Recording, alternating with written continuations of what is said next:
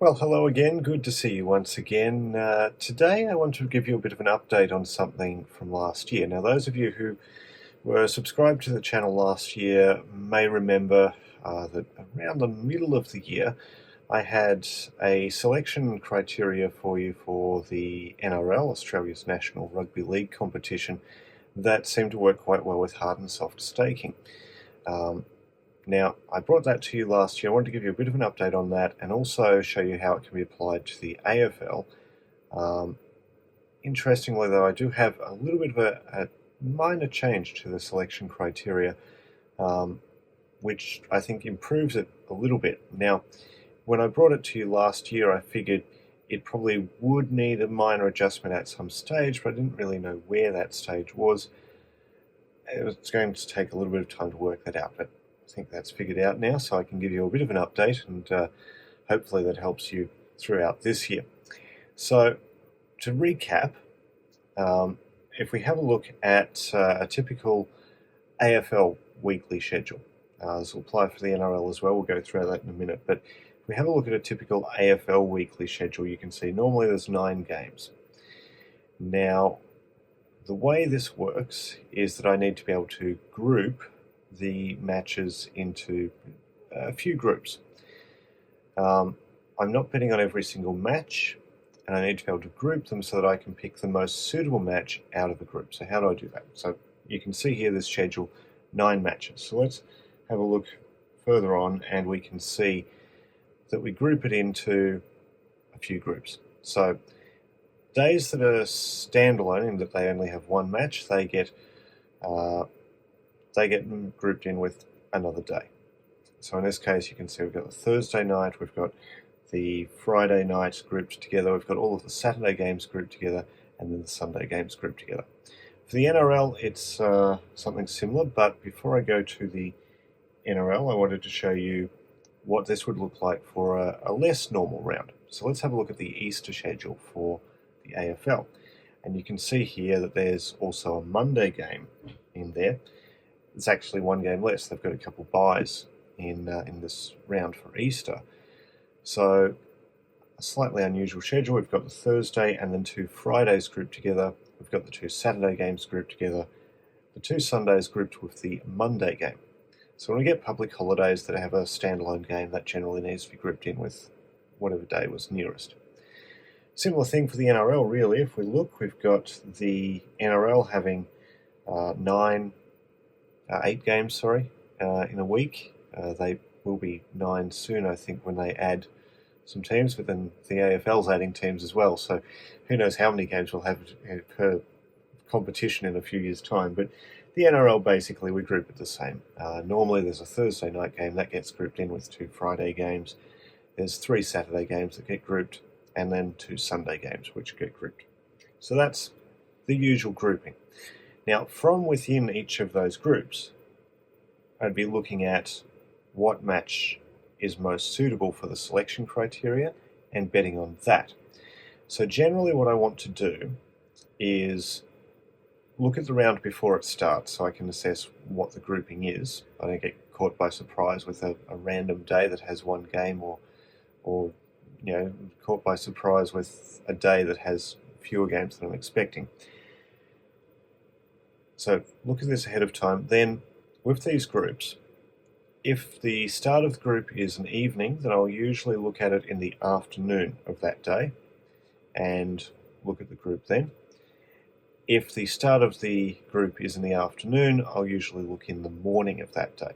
So you can see here, for example, with the NRL schedule, the Thursday, 8 p.m. being the start of the group, I'd normally look at that group on the Thursday afternoon.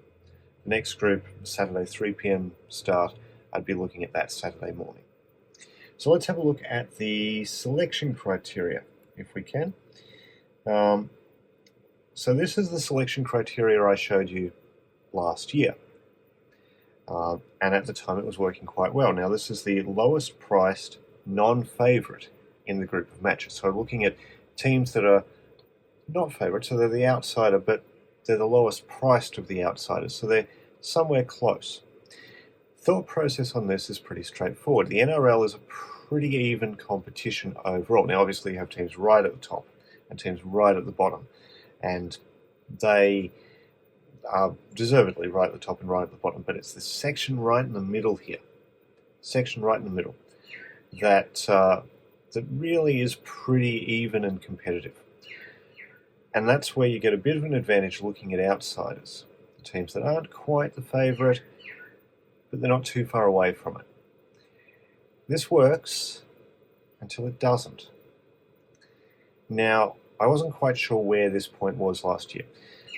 Last year, in fact, when I got you the video, we probably hit that point where it was time for it to change. The update on this, we do this until State of Origin. Now, when I brought you the video last year, I think we'd just had the first State of Origin game. You could probably wait until after State of Origin. In fact, if we look at the record from last year, we'd see that the first couple of games after last video were in fact winning selections. So you could wait until after State of Origin finishes. I looked at it and thought it's probably better to go when State of Origin starts. Once State of Origin is underway, we go. That's what I'm certainly looking at anyway. So at that point in time, we switch over to the favourites, but we go with the highest price. So still similar methodology, but looking at the favourites. Two reasons for this. One, the further into the season you get, the more settled the competition is, the better the market is going to be at figuring out who is the better team in each game. Secondly, State of Origin introduces an enormous amount of upheaval in the competition. You've got multiple weeks with multiple buys. You've got multiple weeks with players from all sorts of teams out for State of Origin, then coming back in, going out again. You've got injuries to players in State of Origin. You've got teams that are bringing players up from the reserves who may actually find that they land a permanent spot in the team. So it brings a lot of uncertainty, and it tends to favour the teams that have been doing well. So hence the reason at State of Origin time, that's where we go and we make the change. Now, if we have a look at some results from that. So this here is the results from the selection criteria that I brought you last year. You can see it went really well in the first half and kind of started to fall off in the second. Did all right towards the end of the season, which helped. Now, just as a reminder, I didn't manage to get every group in last year. There were plenty of times where I just didn't have the time to get to the group before it started. Other times where I plain forgot that it was happening. So this isn't a full season, but it's most of a season. And yeah, you can see in the second half it did kind of fall off a bit. It got lucky at the end of the season with a few wins, and that helped to put it back into profit. But $1.81 profit, having bet $133 through that time, is sort of not great. 50% strike rate though, so the system is reasonable. Let's have a look at how this goes if we make the change at State of Origin. And you can see instead of being a $1 profit, it's a $21 profit. It's a 70% strike rate. And we've actually bet less. Instead of the, $133, we've bet $108 instead to make that $21. So we've bet less, we've had more wins, we've made more. So it tends to work. Now, yeah, it fell off just a little bit at the end of the season with those few losses there. It had been up $28 before that. This is looking at a $1 base stake, incidentally.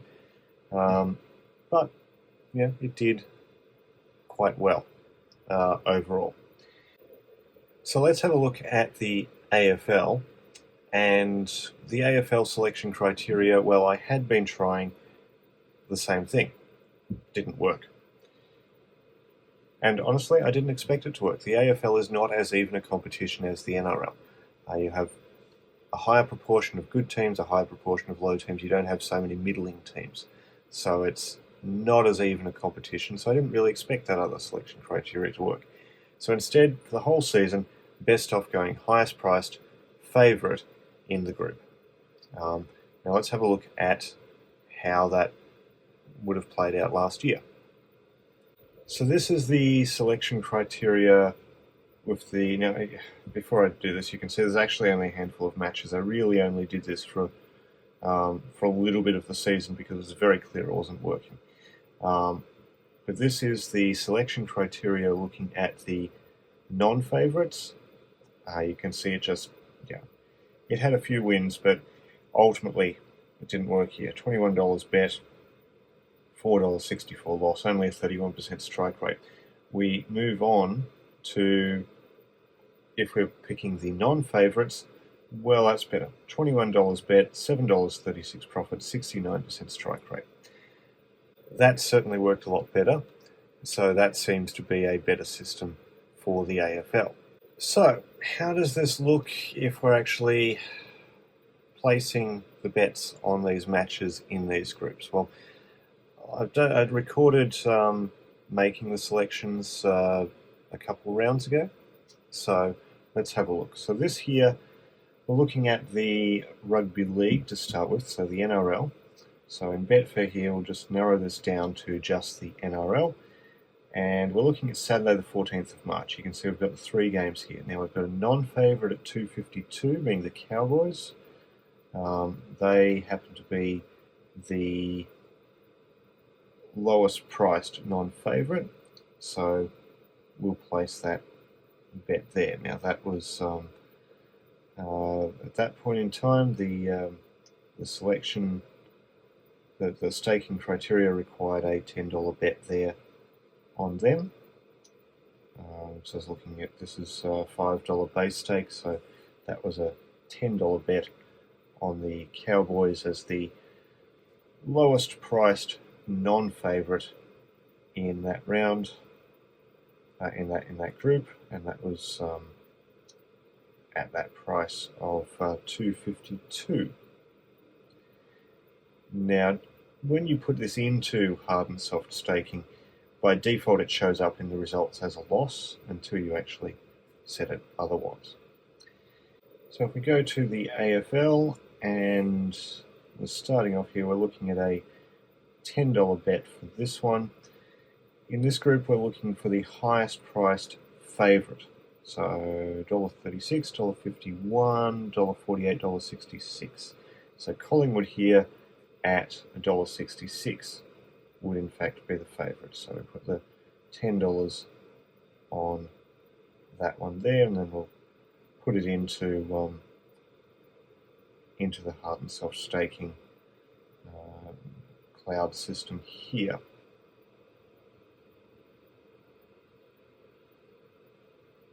And as I said, when you first put something into hard and soft staking, by default it shows up as a loss until you tell it otherwise. It gives you a bit of an indication of what you've spent. Once you tell it whether it's win or loss, then obviously you can continue working with it. So how are things looking for the current seasons? Well, let's have a look at the current seasons. Now, the NRL, at the moment, I've been doing $5 base stake here. Now, Betfair's commission on the NRL is a bit higher than some other things because 10%, simply because the NRL does charge them a little bit more to be able to bet on their competition. The AFL is a lower commission rate. At the moment, so far, sitting at 56% strike rate, and there's been $23 profit. You can see it's had a bit of a cycle of wins and losses, but overall it's doing all right. Now we can see this is the bets so far. First round did quite well, 2 wins, 1 loss. Second round we can see 2 wins, 1 loss. Third round, 1 win, 2 losses. Overall, doing pretty well. The AFL has not got off to as good a start. Started off quite well. The last little while hasn't been so good, but I do expect that to come back.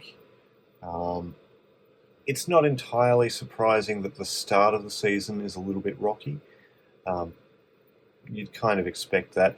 Once you're a few rounds in, things generally tend to settle down a bit. So I'm not surprised that this has been a little bit of a rougher start for the AFL, but I'm quite confident that it will come back. And if you've been watching my videos for a while, you know I don't expect everything to be just a straight line up. Things will be rocky from time to time. Just as long as they go up overall, that's fine. But you know that's just the way things go. So that's an update on staking an update on selection criteria for AFL and NRL in hard and soft staking. Of course, there's a link to hard and soft staking in the description below, and hopefully this is of some use to you. And of course, you might have your own selection criteria for AFL and NRL, and you might find that hard and soft staking works just as well for that, or maybe even better. As I noted in the last video, I haven't looked at rugby league in the UK. I haven't looked at English Super League. I don't know how the selection criteria would work for that. Maybe it would work, maybe it wouldn't. I really don't know enough about that competition to give you an opinion on it. But it's something to look at, I suppose. But find the time. You know, there's only so many hours in the day. Anyway, I will see you again soon. Until then, happy punting.